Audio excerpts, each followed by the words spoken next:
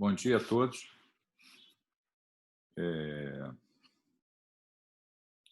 A gente vai começar, temos um tema hoje que é conteúdo para P2 e vamos apresentar a aula. No final a gente esclarece as dúvidas, tá? Espero que vocês estejam continuando a se proteger, né? Porque a pandemia não acabou. Em breve aí a gente vai ter a vacina e a gente deve voltar à nossa vida normal, né? Após o uso da vacina. Vocês estão me ouvindo?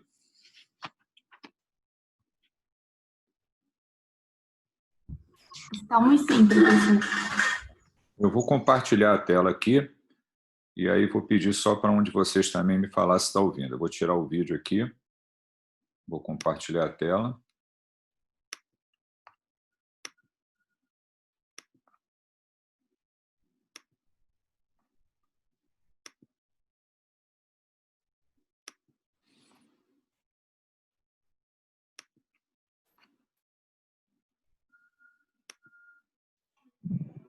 Vocês estão vendo o slide? Sim. Sim. Bom, o tema de hoje é um tema de uma patologia que pode complicar a gestação, né?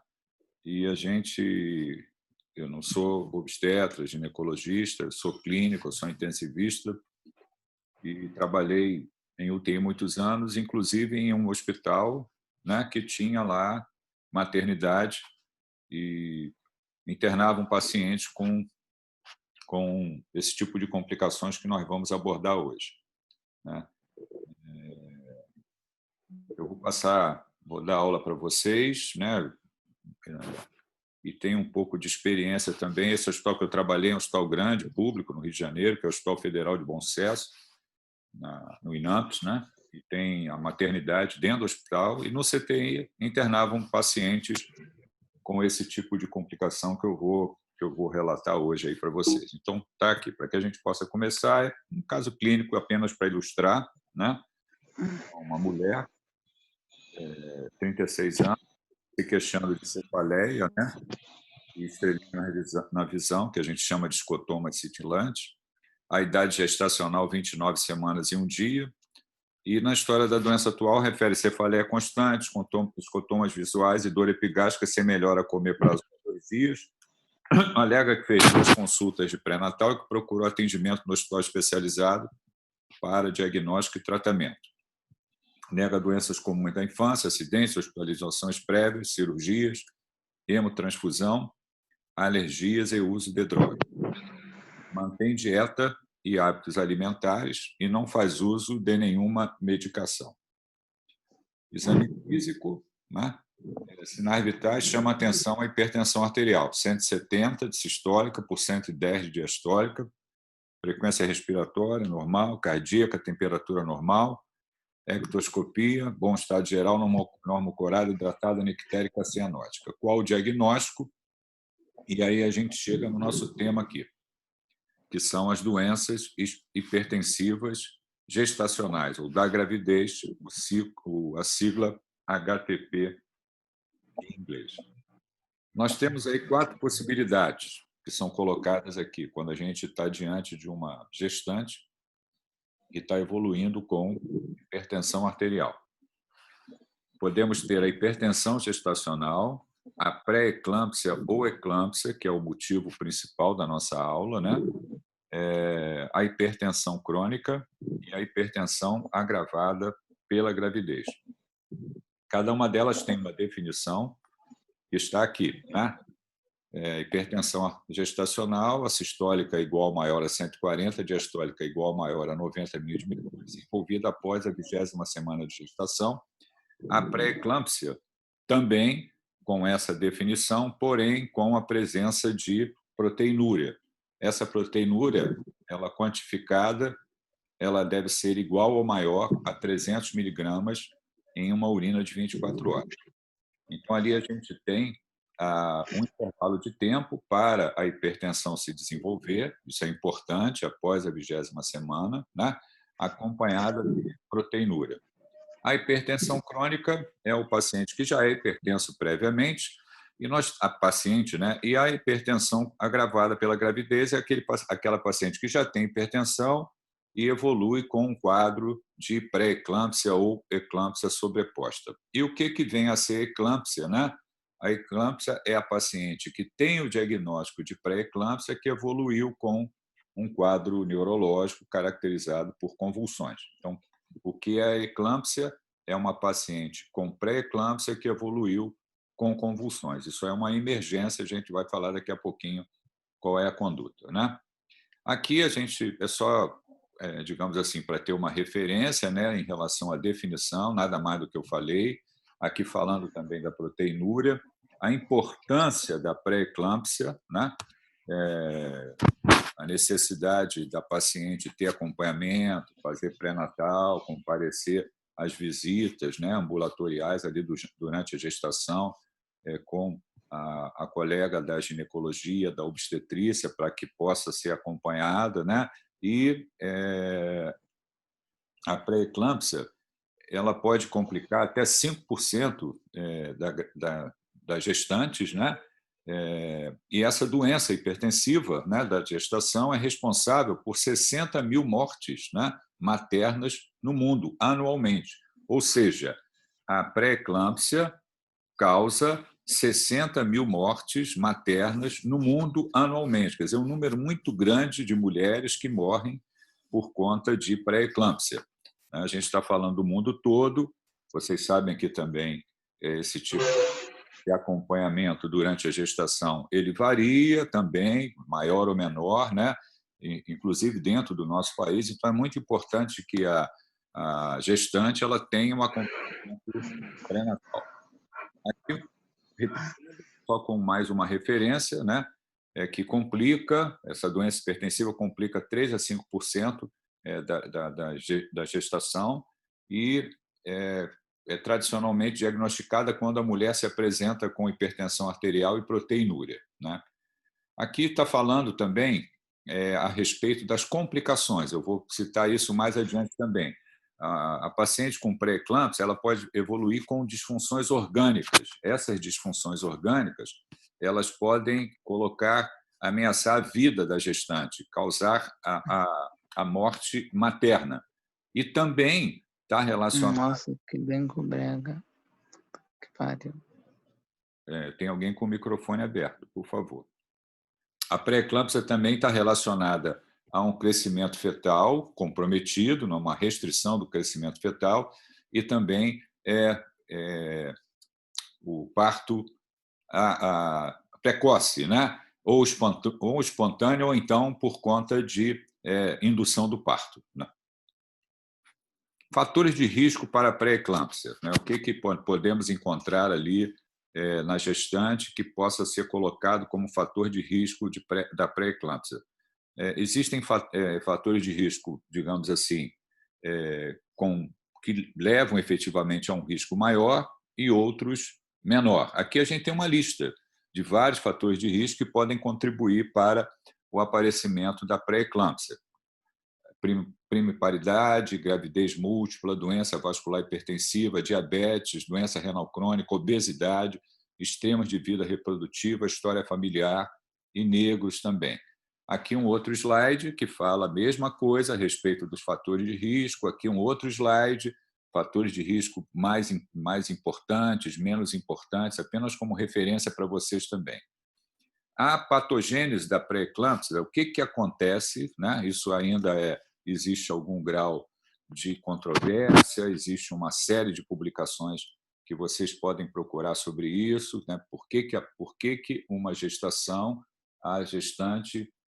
durante a gestação, a gestante evolui com pré-eclâmpsia.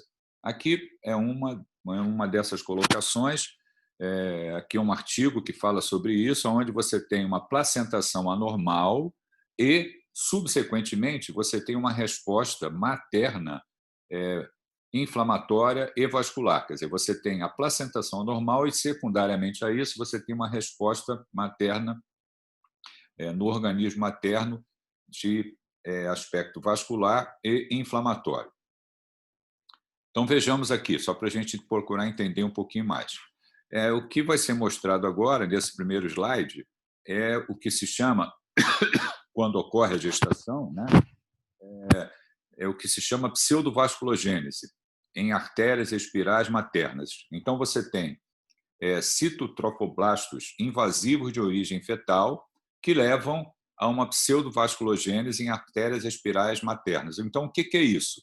Durante a diferenciação normal, os trofoblastos invadem e alteram a sua expressão das moléculas de adesão, que são características de células epiteliais. Ali a gente tem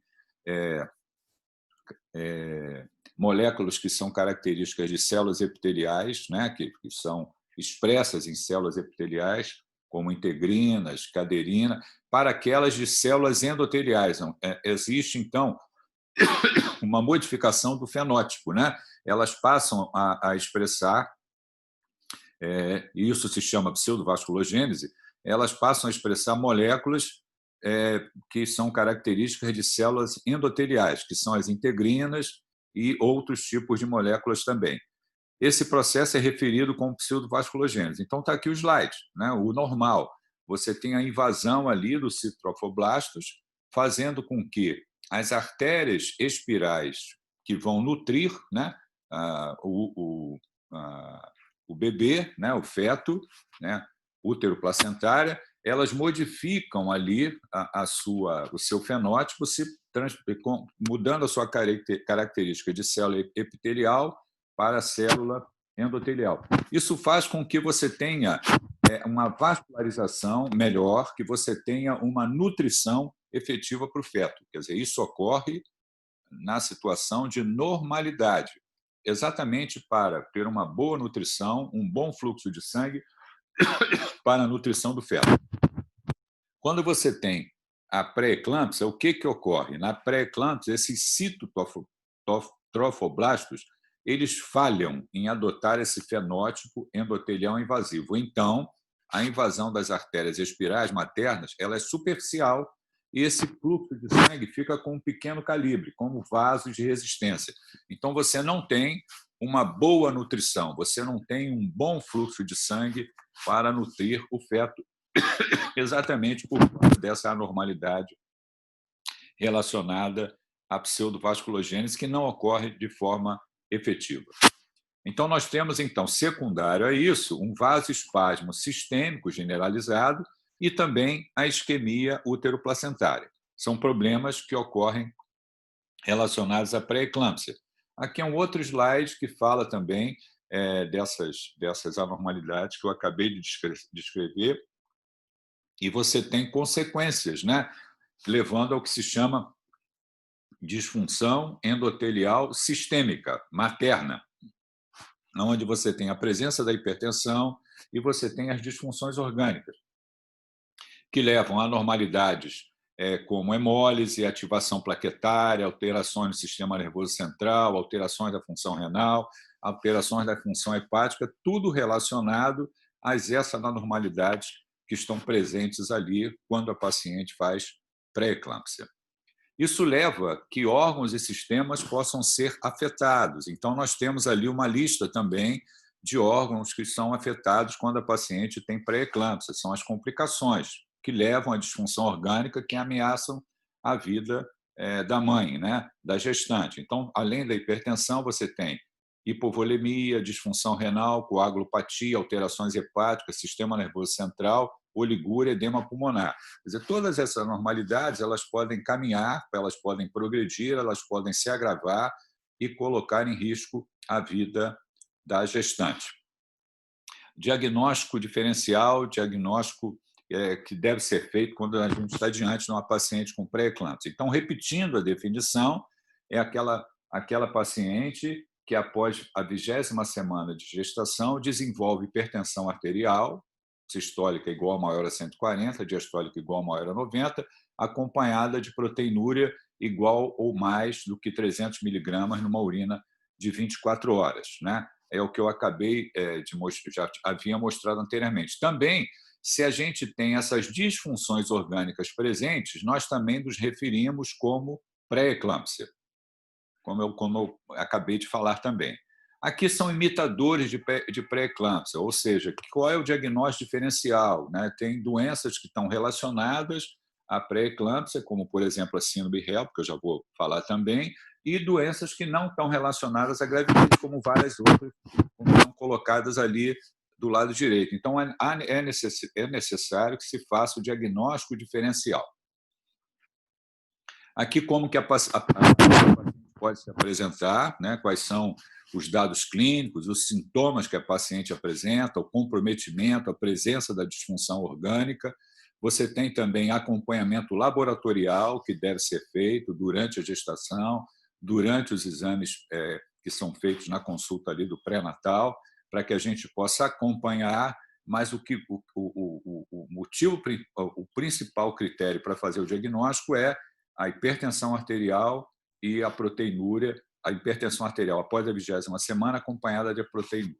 Aqui uma síndrome que pode estar associada também, como complicação ali da pré-eclâmpsia, que se chama síndrome HELP, aonde você tem, isso é um acrônimo, onde você tem a hemólise, anemia microangiopática com aumento das bilirrubinas, principalmente as bilirrubinas indiretas, né? As enzimas hepáticas elevadas, né? Transaminase oxalacética, pirúvica, e também a plaquetopenia com níveis menores do que 100.000. Quando a paciente desenvolve síndrome HELP, isso significa complicação, risco materno acrescido e a necessidade de se pensar em interromper a gravidez. Aqui está falando mais um pouco da síndrome HELP também, né? E isso deve se leva tanto a complicações do feto em relação à morte neonatal, não é isso? Crescimento comprometido, e também prematuridade e o parto que pode ocorrer nessa situação, comprometendo a vida do recém-nato. Bom, complicações graves materno-fetais. A gente está falando da pré-eclâmpsia, mas nós, diante dessa situação, a gente está preocupado com a gestante, né? E preocupado com o feto também. Não? A pré-eclâmpsia severa é quando você tem a hipertensão e essas disfunções orgânicas que eu acabei de citar. Então, se eu tenho lá a presença de uma cefaleia intensa, que não melhora, a presença de distúrbio visual, dor em andar superior do abdômen, diminuição da diurese, anormalidades laboratoriais, elevação de enzimas hepáticas, edema pulmonar, retardo do crescimento fetal, tudo isso está falando a favor de configurar um quadro de pré-eclâmpsia severa. Quando a gente está diante da pré-eclâmpsia, eu vou falar isso mais adiante, a gente deve adotar medidas para acompanhar a paciente e tratar a hipertensão arterial. Eu já vou falar sobre isso. Mas a doença ela pode evoluir com complicações, com disfunções de função severa, orgânica severa, e coloca em risco a vida da mãe e do feto. A eclâmpsia, o que é a eclâmpsia? Eu já falei lá atrás, a eclâmpsia é a pré-eclâmpsia do paciente que evolui, a paciente com pré-eclâmpsia que evolui com convulsão. Então, a gente chama de eclâmpsia. Isso aí, digamos, é o pior cenário que nós podemos ter de uma paciente com pré-eclâmpsia. Ela está evoluindo com convulsões. Eu falei para vocês no início da aula que eu trabalhei, já estou aposentado, no Hospital Federal de Bom Sucesso, no CTI, durante anos e anos e anos, e tínhamos lá dentro do hospital maternidade. Então, muitas vezes, nós recebemos pacientes com um quadro que davam entrada pelo setor de emergência da maternidade, muitas vezes pacientes com condições socioeconômicas desfavoráveis, que não estavam fazendo acompanhamento pré-natal e, no final da gestação, evoluíam com hipertensão arterial severa, edema pulmonar, fazendo crise convulsiva, ou seja, davam entrada pelo setor de emergência na maternidade com um quadro típico de eclâmpsia.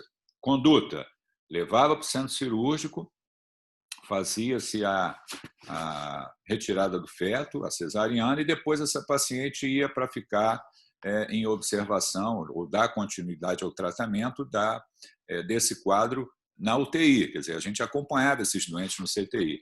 Também tínhamos pacientes que tinham, um pouco antes de entrar em trabalho de parto, mas internavam com complicações, quer dizer, internavam com alteração da função renal, internavam com crise hipertensiva, edema pulmonar. Essas doentes também iam para o CTI e ali junto com um intensivista, junto com a obstetrícia, para decidir o que ia fazer com aquela paciente. Já chamo a atenção de vocês, vou repetir isso daqui a pouco, que o acompanhamento desses casos, né, ele deve ser feito obrigatoriamente pela obstetrícia. Quer dizer, o clínico, o intensivista, que é o meu caso, né, que estou acostumado a tratar de doente grave, a gente não tem condições de decidir sozinho o que vai fazer. Se vai interromper a gravidez, se não vai interromper a gravidez, qual é a viabilidade do feto, né, se vai fazer corticoide, se não vai fazer corticoide. Eu vou comentar novamente sobre isso. Eu estou apenas reforçando agora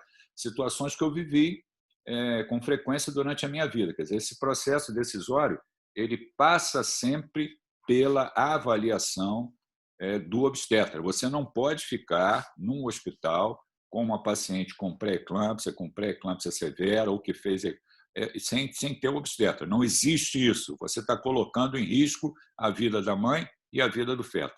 E você não tem condição, você não tem treinamento para poder decidir isso de maneira efetiva. A gente precisa da obstetrícia presente para poder tomar a decisão adequada.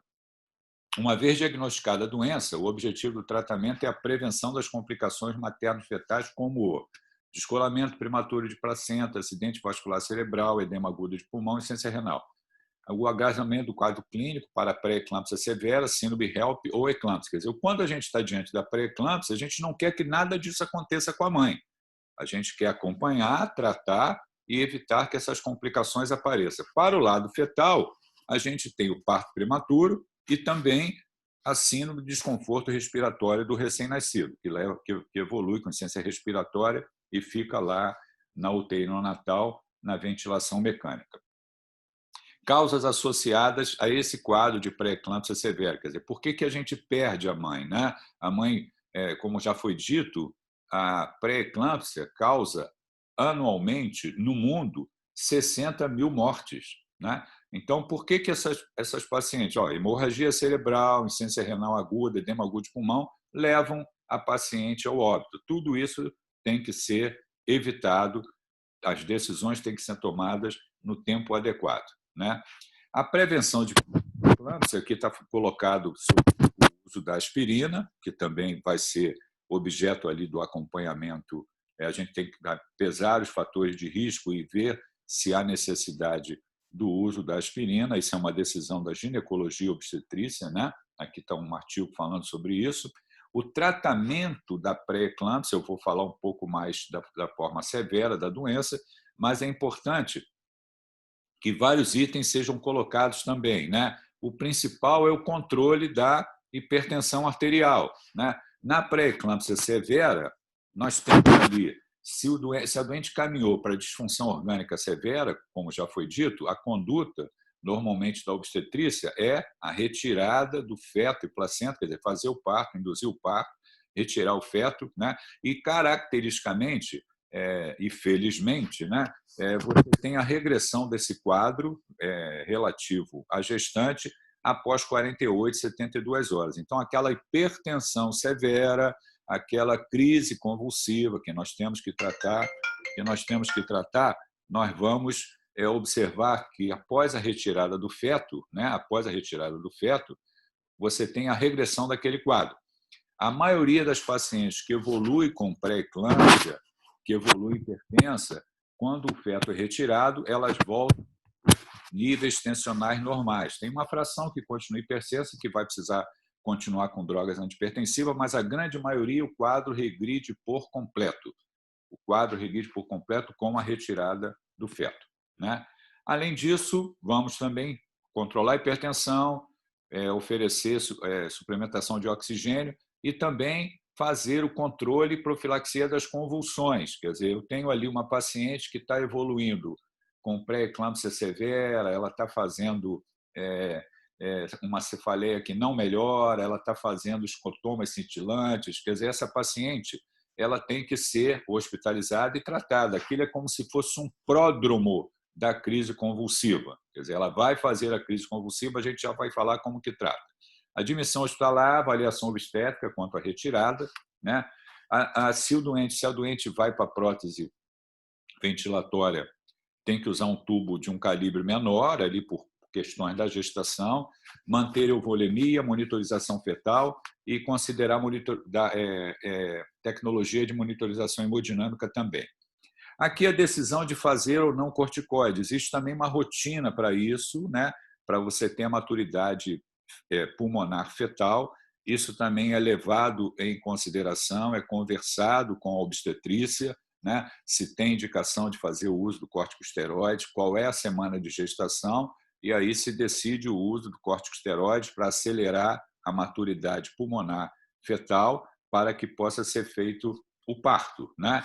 Essa decisão de quando fazer o parto, né? Que nós temos ali, eu já falei que quando a gente retira o feto, o quadro regride, né? Normalmente por completo, essa decisão é tomada junto com a obstetrícia. Reforço novamente a necessidade do tempo todo a obstetrícia estar presente e decidir.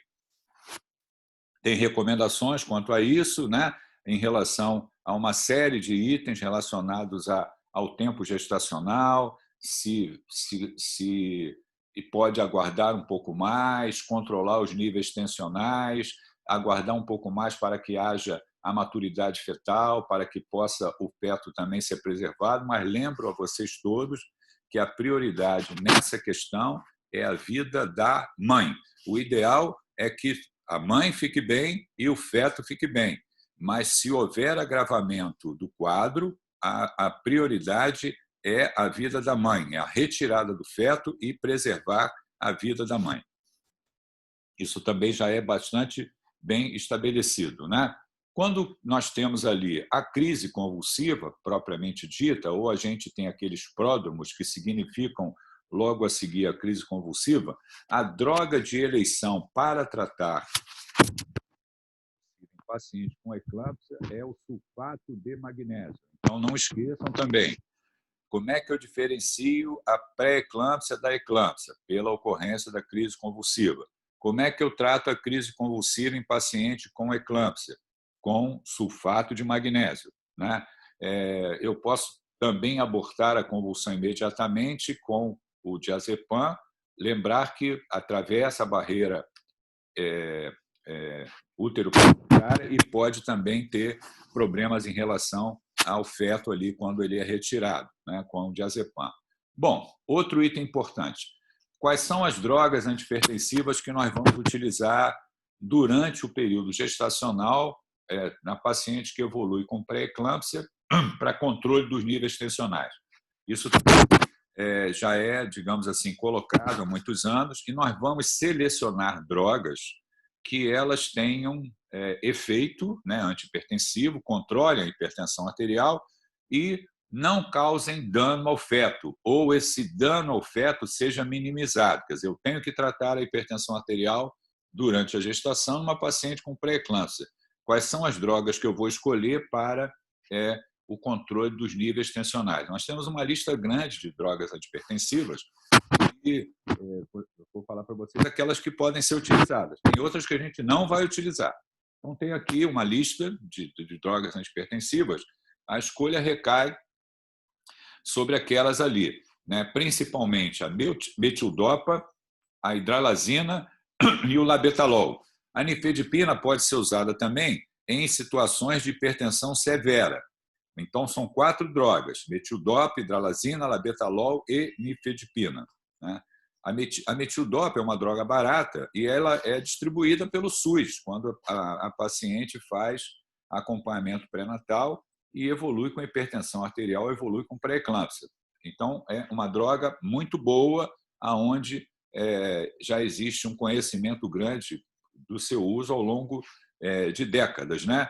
Também tem a hidralazina, também bastante utilizada, uma droga onde já existe um tempo longo também, e são 2 drogas seguras para usar durante o período gestacional, tanto a metildopa quanto a hidralazina. Eu citei mais 2, que é o labetalol, e a nifedipina principalmente para a hipertensão severa, o controle dos níveis tensionais, ali já no final da gestação, né? Aqui é uma lista também falando das drogas. Nós também vamos monitorar essa paciente quando a gente usa o sulfato de magnésio. Essa paciente precisa observar ou monitorar a função renal. Se ela evolui com injúria renal aguda, ela muitas vezes precisa de suporte dialítico também. Tem que ser feito o acompanhamento da viabilidade fetal, cardiotocografia, né, para ver se interrompe a gestação, se não interrompe a gestação, se já tem maturidade fetal, se já tem maturidade pulmonar fetal, se já usou corticoide. Ou seja, é uma paciente que precisa ser internada e monitorada de perto, muitas vezes numa unidade fechada, dentro de uma UTI, e a presença do obstetra todo dia, passando visita e decidindo o que vai fazer, se interrompe a gestação ou se não interrompe a gestação. Bom,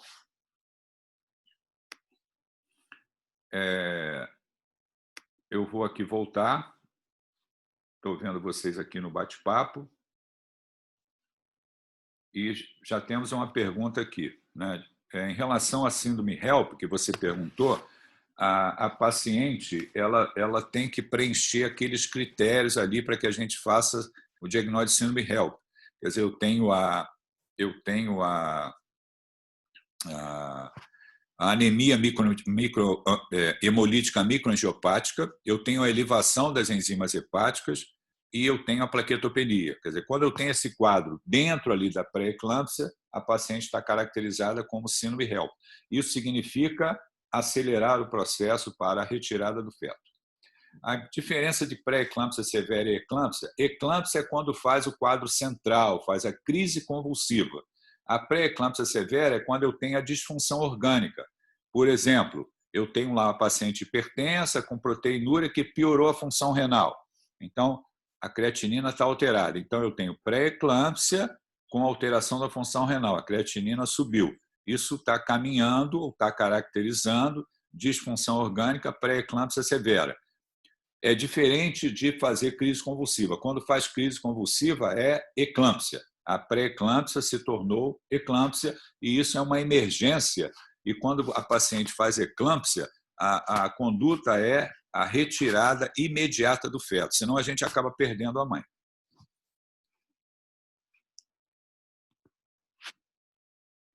Não. As doenças estão relacionadas, Diego, mas você não é a mesma explicação, não é a mesma patogênese. Eu expliquei para vocês a patogênese da eclâmpsia, aquela questão dos citotrofoblastos, da pseudovasculogênese, e aí você tem a resposta inflamatória materna, a resposta vascular, a disfunção endotelial materna. É lógico que quando você tem esse componente, você pode levar a disfunções orgânicas e a complicação relativas ao fígado, que é o que acontece. Mas a patogênese exatas da síndrome HELP, isso é uma questão em aberto ainda.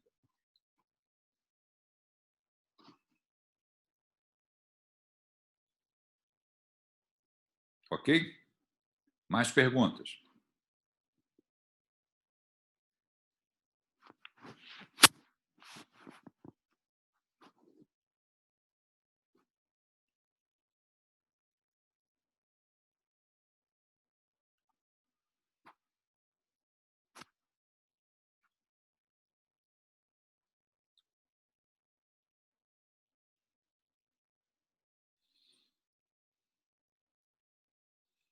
Estou aguardando, por favor.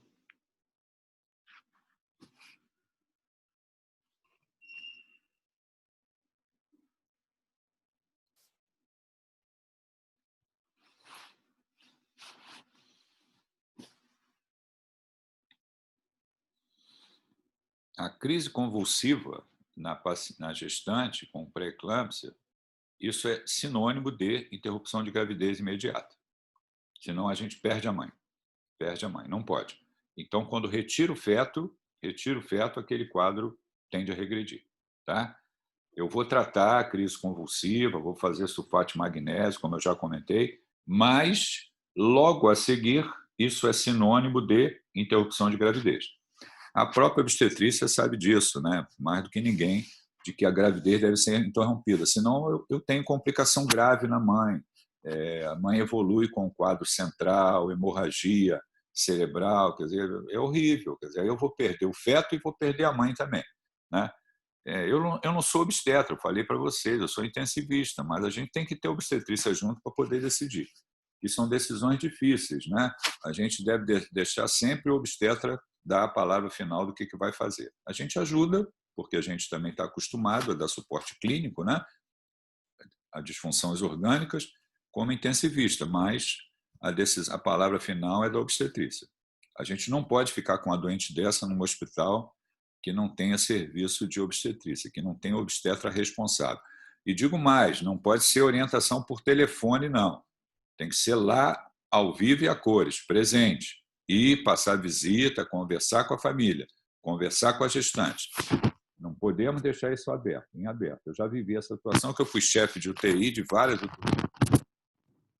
Então, se entrava uma gestante, às vezes você tem uma UTI que entra uma paciente com pré-eclâmpsia severa e aquele hospital que você está trabalhando entrou pela emergência, não tem serviço de obstetrícia, né? E agora, o que eu vou fazer? Transferência. Pode atender num primeiro momento e transferir a doente para um local onde tem serviço de obstetrícia. A gente não pode ficar com esse tipo de doente sem assistência da obstetrícia. Está completamente errado se isso acontecer. Você está perguntando se a retirada do feto? Sim. Normalmente, quando você retira o feto, né, quando você induz o parto ou faz a cesariana, o quadro regride. É uma coisa incrível, eu vi isso acontecer várias vezes. Aquela pressão arterial problemática, elevadíssima, regride, a função renal melhora, o quadro neurológico reverte também, a doente não faz mais crise convulsiva, acorda, conversa, né? Os pródromos da eclâmpsia, numa paciente com pré-eclâmpsia, é exatamente isso que você escreveu. É uma cefaleia intensa que não melhora e o escotoma cintilante. Isso aí, muitas vezes, é um motivo da paciente internar para controlar os níveis tensionais, para usar o sulfato de magnésio e interromper a gravidez. É como se fosse o pródromo da crise convulsiva, né? Eu estou chamando a atenção da crise convulsiva, mas existe ali o pródromo também, que faz com que a paciente seja hospitalizada e usar o sulfato de magnésio como prevenção, né? É a droga de eleição para prevenção e para tratamento. E logo a seguir, a interrupção da gravidez.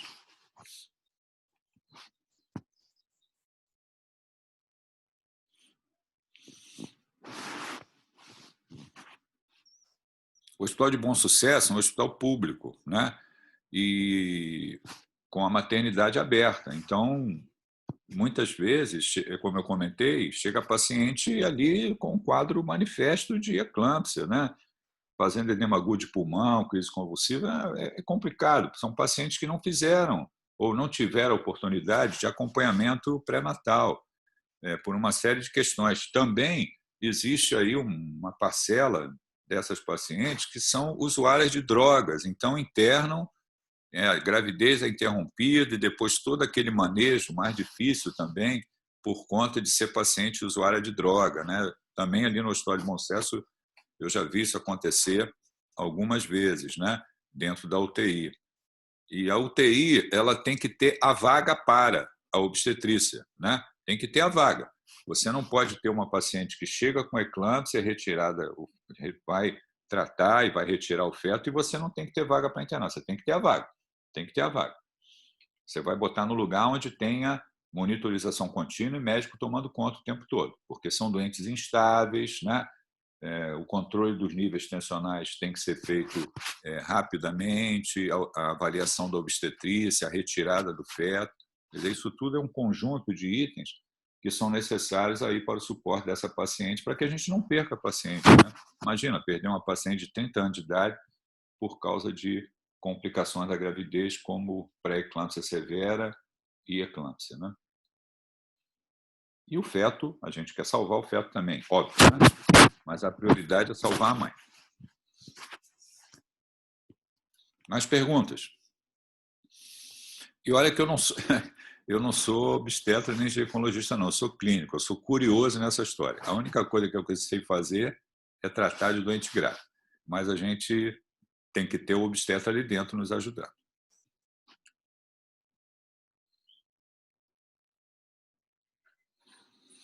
Agora, durante a pandemia, foi um problema sério, né? O que faz com a gestante com Covid, né? Como é que eu abordo a gestante com Covid? Com quantas semanas de gestação está? Trato, não trato? Interrompo a gravidez, não interrompo? Como é que resolve isso, né? Complicado, complicado, mas é um problema da pandemia aí, né? A gente tem que pensar em salvar a mãe, pensar em salvar a mãe. Muitas vezes a gravidez precisa ser interrompida para salvar a mãe, né? O ideal é que salve a mãe e o feto, né? E se a doente tem um curso de maior gravidade, e ali, dependendo da idade gestacional, a gravidez tem que ser interrompida, porque quando eu interrompo a gravidez, eu dou mais chance, eu dou uma melhor condição à mãe de sobreviver ou de evoluir de maneira favorável com a Covid. Então, eu não posso ficar esperando tomar essa. Então, são decisões difíceis de serem tomadas. Quer dizer, aí eu tenho a gestação, eu tenho a Covid e eu tenho que tomar decisão. Mas isso é outro assunto, né? Não é o assunto de hoje. A gente está falando aqui de pré-eclâmpsia, eclâmpsia, sulfato de magnésio, hidralazina, alfa-metildopa, como é que a gente resolve isso, como é que a gente faz o diagnóstico, tem que ter a hipertensão, proteinúria, que são as coisas mais importantes aí dentro da aula que vocês têm que prestar bastante atenção, né? Aqui está perguntando, Luana, se você, quando você admite a doente, quando você decide tratar, você tem que controlar os níveis tensionais. Você pode associar, por exemplo, a alfa-metildopa com a hidralazina. Se é essa a sua pergunta. Eu posso associar, sim. Se uma droga não foi efetiva para controle de níveis tensionais, eu posso associar outra droga. Dentro daquelas drogas que eu utilizo para controle dos níveis tensionais durante a gestação. O ideal é que seja normotensão, né? Normotensão, que os níveis tensionais retornem para a faixa de normalidade, né?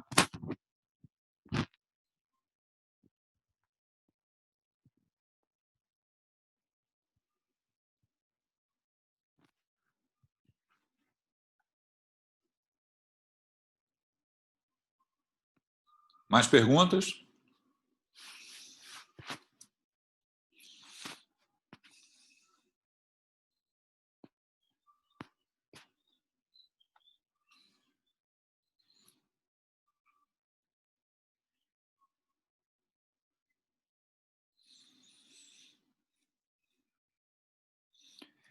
Vamos lá.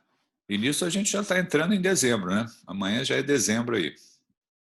Já tem mais aulas para a segunda avaliação. Se vocês não tiverem mais perguntas, então eu vou pedir a vocês que coloquem aí, depois do nome de vocês ou da matrícula, o presente, tá bom? A gente se vê novamente na próxima aula aí. Se eu não me engano, é daqui a 15 dias, tá?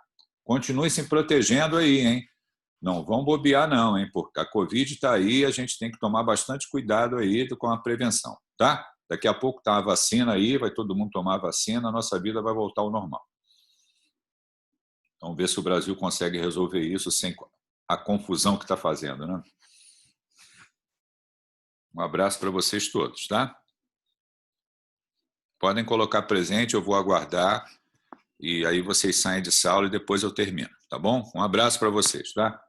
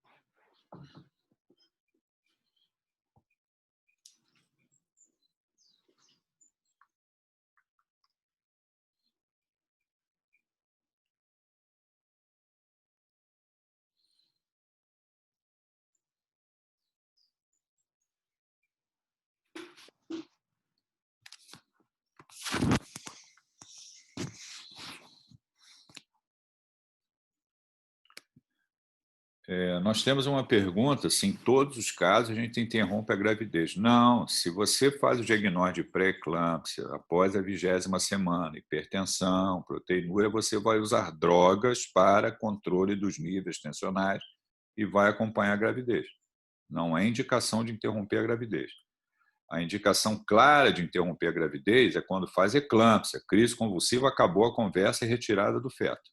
Senão a gente perde a mãe. Se eu tenho eclâmpsia, pré-eclâmpsia, eu vou acompanhar e vou tratar a hipertensão arterial. Se, apesar disso, né, não controla os níveis tensionais, está evoluindo com disfunção orgânica, como eu comentei lá atrás, por exemplo, piorou a função renal, isso aí está caracterizando como pré-eclâmpsia severa. Ainda assim, não é motivo de interromper a gravidez. Eu vou levar em conta a idade gestacional, se vale a pena interromper ou não, a viabilidade fetal, maturidade pulmonar fetal. Agora, se o quadro continuar progredindo, né, isso significa, para resguardar a vida da mãe, a interrupção da gravidez. Mas, se a gente voltar lá atrás, após a 20ª semana, caracterizou como pré-eclâmpsia, né, proteinúria, eu vou tratar a hipertensão arterial com aquelas drogas que eu já comentei. Tá? Eu vou interromper imediatamente quando eu tenho eclâmpsia. Aí é indiscutível. Fora disso, a gente vai levar em consideração as disfunções orgânicas, a avaliação da obstetrícia, a maturidade fetal, o uso de corticosteroide, como eu falei, o controle dos níveis tensionais, o risco em relação à mãe, tudo isso é levado em consideração. Agora, se eu puder, durante o pré-natal, detectar hipertensão arterial, detectar pré-eclâmpsia com a proteinúria, controlar os níveis tensionais, vai levar a gestação até o final. Ok? Sem essas complicações graves.